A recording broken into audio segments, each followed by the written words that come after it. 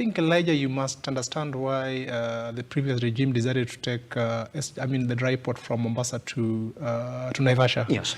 The main reason was to create a business for SGR, because as it were, SGR, the way it was formulated, it was supposed to be a self-financing project, because such a project of that magnitude, if you decide to pay that loan from taxpayers from the exchequer, then it becomes very heavy.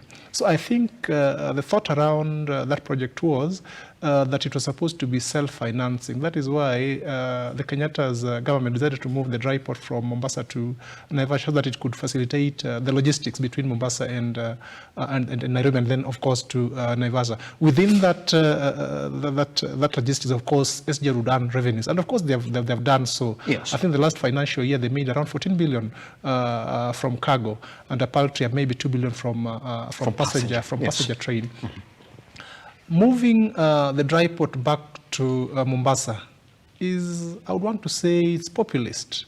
And sometimes politicians would want to look at populist policies. You give them, that's how they earn their living. The risk that it portends to the economy is one, that SGR will lose business, and therefore those loan repayment will essentially go back to treasury. So treasury will have to plug in the deficit, because I'm sure that SGR will not be able to earn the 14 billion that it was earning from cargo. How do you bridge that gap? Because that is part of that was part of the revenues that was supposed to finance that loan. That was how the contract was worded.